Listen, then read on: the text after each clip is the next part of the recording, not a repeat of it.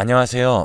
현재 세 아이들의 엄마로서 그리고 한 남자의 아내로서 평범한 삶을 살아가고 있는 이제 50대가 된 아줌마입니다.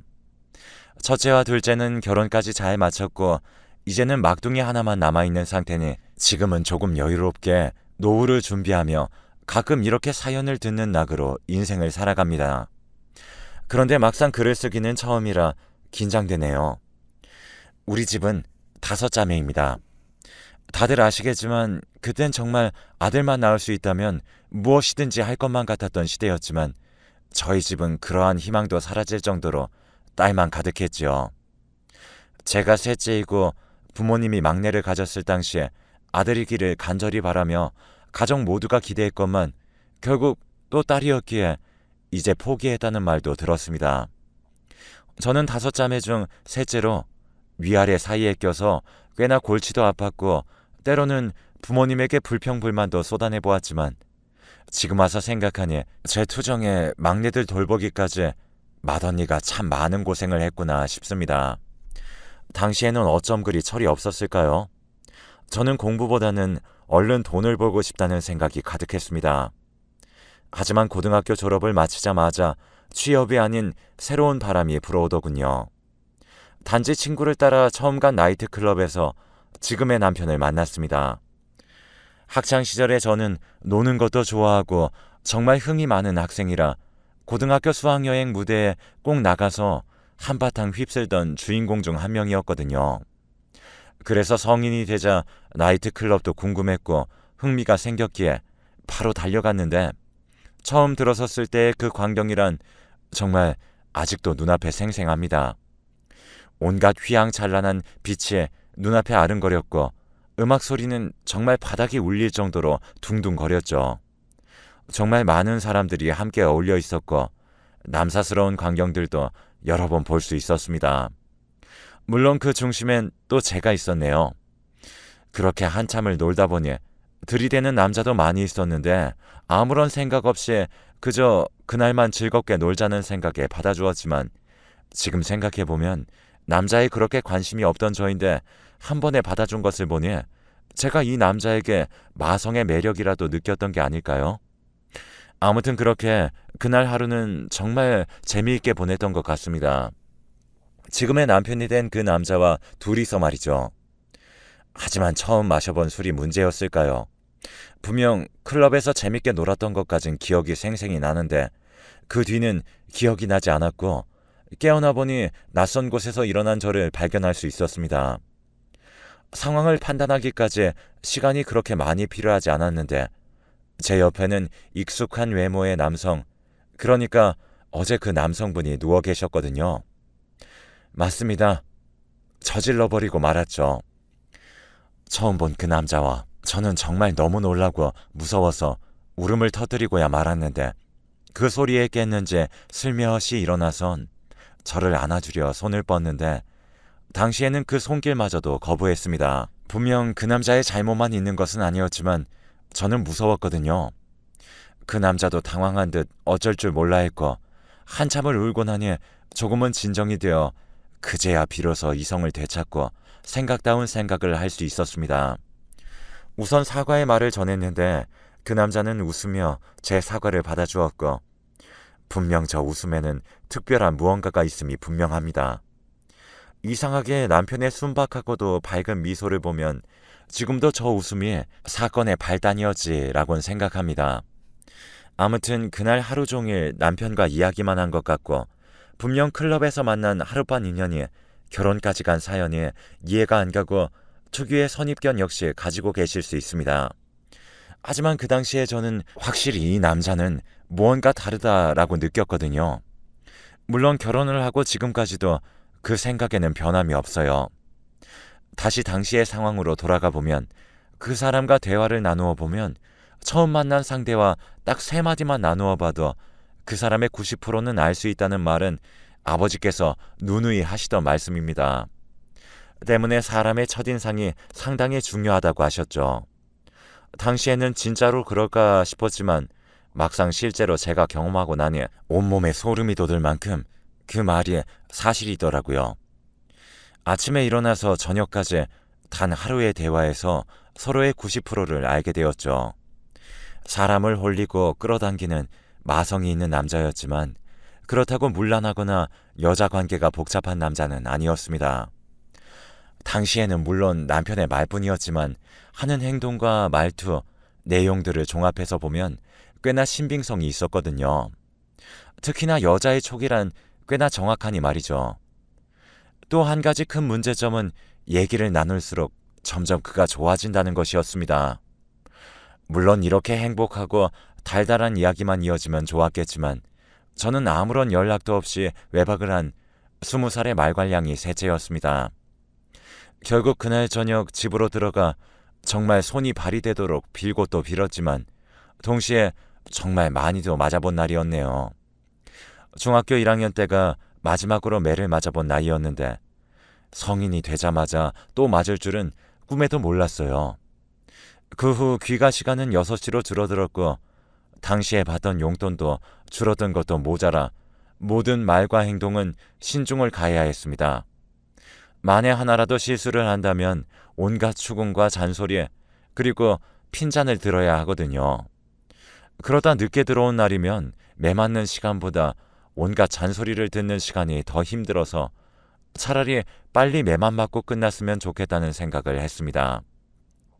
하지만 이렇게 맞고 가두고 통제해도 20살의 풋풋하고도 열정 넘치는 사랑을 막을 수는 없었고 오히려 통제를 하면 더 만나고 싶고 통제에서 더 벗어나고 싶은 것은 그저 제가 철이 없던 것일까요? 아무튼 당시에는 정말 살떨리고 긴장되는 만남들을 이어나갔죠. 물론 언니들과 동생들 입막음은 필수였습니다. 늦게 들어와서 매를 맞으며 이거보다 큰 사건이 내 인생에서 다시는 일어나지 않을 것이다 라고 생각했었지만 보기 좋게 그 생각은 정확히 딱 5개월 만에 깨지게 되었어요. 이번에는 정말 큰 사건이 터졌는데 꾸준히 남편과의 긴장되는 만남과 연애를 이어가던 중 느낌이 이상했습니다. 여자의 촉이 정말 100% 발휘가 되는 느낌이었는데 여자의 촉은 특히나 불길한 쪽으로는 정확도가 신내림 받은 무당 저리 가라 할 정도잖아요. 결국 임신 테스트기를 구매하여 검사해본 결과 제가 임신을 하게 되었음을 알게 되었죠. 과거 그 당시에는 낙태는 꿈에도 생각하지 못했기에 반드시 낳아서 키워야만 했습니다. 이 점은 문제가 되지 않았지만 가장 큰 문제는 각자의 집에 말을 해야 하는 것이죠. 이번에는 남편 역시 꽤나 당황한 기색이 보였고 저는 매 맞고 통제당하는 동안 남편은 아들이라서 그런지 모르겠지만 하루 외박 정도야 부모님들께서 신경도 안 쓰셨지만 어디 하루 외박하는 것과 아이를 만들어 오는 것이 같나요? 그렇게 저희는 각자의 고민거리를 품에 안은 채로 각자 집으로 돌아가게 되었습니다. 결전의 시간이 다가왔죠. 죄짓고는 못 산다는 말을 실감이라도 하듯 평상시에 어떻게 행동했는지 까먹을 정도로 긴장한 채로 부모님과 언니 동생들을 대했습니다. 행동도 부자연스럽고 얼마나 신경을 썼는지 몸도 아파오기 시작해서 그렇게 바짝 졸은 채로 이틀을 지내다 보니 더 이상은 버틸 수도 없었고 뭐가 그리 큰 잘못이냐는 생각에 냅다 저질러 버렸죠. 당당하게 부모님께 임신 사실을 전한 것입니다. 하지만 제가 당당할 수 있던 순간은 더 이상 존재하지 않았습니다. 당당히 내뱉기는 했었지만 잠시 이어지는 정적과 찰나의 표정의 변화, 한숨 쉬는 숨소리와 떨리는 목소리까지 지금도 모두 기억나네요. 그리고 이어지는 아버지의 욕이 섞인 말들과 그런 아버지를 말리는 어머니를 보게 되었습니다. 각오를 하고 말씀을 드린 것은 맞지만 저의 말 한마디도 안 들어보고 화부터 내시는 그 모습이 너무 서럽고 화가 났습니다. 제 성격이 상당히 강했던 것도 한몫했겠네요. 그래서 그 길로 한 차례 소리를 지른 뒤 집 밖으로 도망쳤습니다. 갈 곳은 당연히 남편밖에 없었고 이것도 운명인지 앞에 익숙한 모습이 보이더라고요. 멀리서 터벅터벅 걸어오는 저 모습은 누가 봐도 제 남편이었습니다. 남편을 보자마자 반가웠고 동시에 집에서 느낀 서러운 감정들과 화나고 힘든 감정들이 차올라서 곧바로 달려가 안겼습니다. 생긴 것도 몸집도 투박한 사람인데 어찌 사람 마음은 옛날부터 그리 잘하는지 아무 말 없이 한참을 안아줬습니다. 그리고는 다시 우리의 이야기를 이어갔지요. 지금의 생각으론 정말 철없던 결정이었지만 당시 저희가 내린 결정은 도망치기로 했던 것입니다. 남편의 부모님 역시 저와 비슷한 반응이셨고 또 서로 마음속으로 내린 결론도 어찌 그리 잘 맞는지 한참 서로의 하소연을 전한 뒤에 하는 말이 우리 도망가자라는 말이었습니다. 남편의 자취방은 그렇게 저희의 신혼집이 되었는데 그 당시 가장 큰 문제는 역시 돈이었습니다. 둘 다 너무 어렵고 저는 20살, 남편은 25살. 저와 5살 나이 차이가 난다고 쳐도 하나의 부모가 되기엔 너무 어리고 미숙한 나이였죠. 그럼에도 남편은 정말 책임감 있는 모습을 제게 보여주었는데 저희는 밖에 나가 알아서 둘이 잘 살겠다는 말을 하고 집을 나왔기에 금전적인 지원은 전혀 받을 수 없는 상황이었습니다. 그래서인지 정말 닥치는 대로 모든 일들을 했던 것 같아요. 저 역시 아직은 배가 불러오지도 않은 단계이기에 일을 할 수만 있다면 어디든지 언제든지 갔습니다. 남편은 자신이 새벽부터 밤늦게까지 일을 할 테니 저보고 쉬라면서 몸조리를 하라고 했죠. 하지만 똑같은 20살임에도 뱃속에 내 아이 한 생명이 있다는 사실에 이리도 성숙해지고 생각이 변할 수 있는지 남편 혼자서 버는 돈 가지고 우리가 아이를 잘 키울 수 있는지 걱정이 돼서 남편을 설득시켰습니다. 제가 지금 일하는 게 아이에게 좋지 않다는 것은 동의하지 않을 수가 없었으니 5개월 정도만 일을 하고 그 뒤로는 쉬겠다 했어요. 어느 정도 배가 불러온다면 저 역시 쉽게 움직이지 못하니 일을 못하니까요. 그렇게 저희는 정말 열심히 살았습니다. 서로 다른 업종에 종사하며 일을 하였고 그마저도 계속해서 바뀌는 하루살이 인생이었지만 왜 그리 행복했을까요? 새벽에 일어나며 잠깐 서로의 얼굴을 보고 밤늦게 퇴근해 잠시 이야기를 나누다가 너무 피곤해서 금방 잠이 드는 그러한 삶을 살아놓고 그땐 둘 사이에서 웃음소리가 끊이진 않았던 것 같습니다. 지금 와서 생각하니 참으로 신기하고도 놀라운 일이라고 생각되네요. 신문 배달, 우유 배달, 음식점, 종업원, 생산직, 설거지 등등 정말 온갖 알바를 다 해봤고 그렇게 돈을 버는 것에만 집중하며 살다 보니 벌써 5개월이 흘렀고 남은 시간은 집에서 다른 엄마들과 다르지 않게 집안일을 하며 시간을 보냈습니다.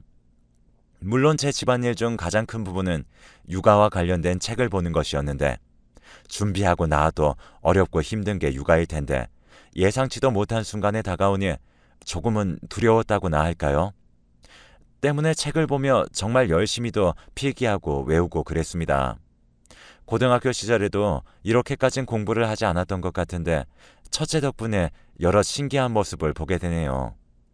아이를 씻기고 재우고 먹이고 보살피고 또 피부에 관한 내용, 온갖 주의할 점과 중요하다고 써있는 내용들을 암기했습니다. 내 아이를 위한 것이니까요. 공부와 집안일이 쉽다는 것은 아니지만 매일 아침 일찍 나가서 저녁 늦게 들어오는 남편을 보고 있자니 참으로 안쓰럽고 미안하더군요. 물론 저의 마음을 다 아는지 남편은 이게 다 우리 아이를 위한 것 아니냐며 자기는 신경 쓰지 말라면서 남편의 활짝 웃는 얼굴은 잠시나마 제 걱정을 덜어주곤 했습니다. 왜 이렇게 시간이 빠르게 흐르는지 저는 출산날이 임박해졌고 오히려 남편이 더 안절부절하더군요. 제가 여간 힘들어해서 그랬을까요? 남편이 그리 안절부절 못했던 것은 자신이 새벽에 일하러 나가서 밤늦게 들어오니까 제가 혼자 있을 때 양수가 터지거나 긴급한 상황에 제 옆에 있지 못해서였을 겁니다. 하지만 출산 날짜가 정확히 언제라고 알 수 있는 것도 아니기 때문에 그 언저리점 모든 일들을 쉬는 것은 말도 안 됐죠. 어차피 저 혼자서 해결해야 되는 상황이라 제가 할 수 있는 일이라곤 나는 괜찮으니 그리 신경 안 써도 된다고 남편을 진정시키는 일이었습니다. 하지만 날이 다가올수록 무겁고 힘들고 아프고 또 두려운 마음에 혼자서 꽤나 눈물을 보이곤 했습니다. 아마 우는 것도 아이에게 좋지 않았었다면 눈물도 참으며 첫째를 맞이할 준비를 했을지도 모르겠네요. 저와 남편의 신혼집, 한마디로 남편의 자취방은 저희가 살던 동네의 바로 옆 동네였습니다. 그리 멀지 않았지만 그렇다고 가깝지도 않은, 굳이 마음을 먹고 오지 않는 한 잘 오지 않는 그런 곳이었죠. 도로 역시 썩 좋지 않았기에 멀지 않아도 집과의 왕래는 전혀 없는 편이었습니다. 집을 나올 때부터 좋지 않게 나오긴 했지만요. 그래서 더 깜짝 놀랄 만한 일이 일어났죠. 저희 집에는 초인종 소리가 날 일이 거의 없었습니다.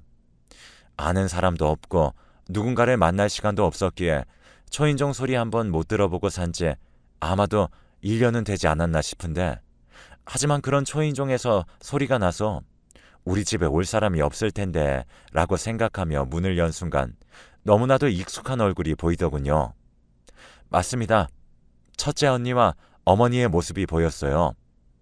정말이지 문을 열고 그 짧은 순간 머릿속에서는 너무 많은 생각들이 스쳐 지나갔고, 그럼에도 가장 먼저는 어떻게 여기를 알고 찾아왔을까 였습니다. 정말이지 그냥 말도 없이 집을 나왔는데 그렇게 어색한 침묵을 뒤로한 채 우선 집 안으로 들어오기까진 성공했습니다. 만삭인 몸에 불룩 나온 제 배가 얼마나 뻘쭘하고 민망하던지, 하지만 자리에 앉으려고 하자 배에 통증이 느껴져서 본능적으로 신음소리가 새어나왔습니다. 그 즉시 언니와 엄마가 제 소리에 반응했는데, 참 어리석게도 순간 든 생각은 다행히 혼낼 목적은 아니구나 싶어서 안심하기도 했습니다. 이야기를 들어보니 남편의 짓이더군요. 자신이 곁에 있어줄 수가 없는 걸 알고 저희 집에 무작정 찾아가 빌고 또 빌었던 겁니다. 자식들을 키우는 지금에서 생각해보니 우리 엄마도 참 마음고생 많이 했을 것 같아요. 열심히 키운 셋째 딸이 술 먹고 외박을 하질 않나, 20살이 돼서 갑자기 임신하곤 집을 나가질 않나. 후에 언니에게 들었던 얘기지만 1년 정도 그렇게 집을 나가고 제 얘기를 대놓고 하진 않으셨지만 참 많이도 우셨다고 했습니다. 최근에 들어서야 웃으며 죄송하다고 말씀드렸고, 1년을 안 보고 살았지만 대략 10분 정도 지나고 나니 예전과 다를 것도 없더군요. 그간의 서러움과 슬픔을 다 쏟아내고 정말 엉엉 울었던 것 같습니다. 한참을 그리 울고는 몸은 괜찮냐, 집은 이게 뭐냐, 식사는 제때제때 챙겨 먹냐, 빨래는 잘하냐 등 늘 그렇듯 잔소리 폭탄을 맞고는 했지만 그 잔소리마저도 그리웠습니다. 그렇게 제 출산까지 엄마와 함께 하기로 했고, 그 당시 남편은 얼마나 바짝 쫄고 긴장하고 무서운 채로 저희 집에 갔을지 상상도 안 되더군요. 남편의 그 모습을 상상하며 참 예쁘고 귀엽기도 했습니다. 시간이 조금 흐른 뒤에 이 얘기를 하니 당시에는 정말 바지에 오줌을 쌀 뻔했다고 하네요. 남편도 그럴 것이 딸을 임신시키고 그렇게 도망을 갔던 사위가 갑자기 찾아가는 것이니 오죽할까요? 그래서 남편한테 더 고마운 마음이 컸던 것도 있었죠.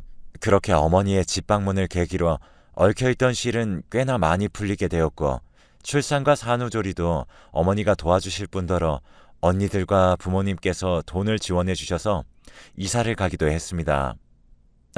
그렇다고 저희 가족 문제만 풀린 것도 아닌 게, 어머니는 저희 남편과 저를 데리고는 시부모님 댁에 갔는데, 저도 저지만 당시 남편이 바짝 긴장했지만 1년간의 시간은 시부모님의 마음을 녹이기에 충분했던 것인지, 혹은 부모라는 이름이 가진 힘인지 정말 반가워하며 우리를 맞아주셨습니다. 물론 제품에 안겨있던 우리 첫째의 덕을 좀 봤던 것일 수도 있겠네요.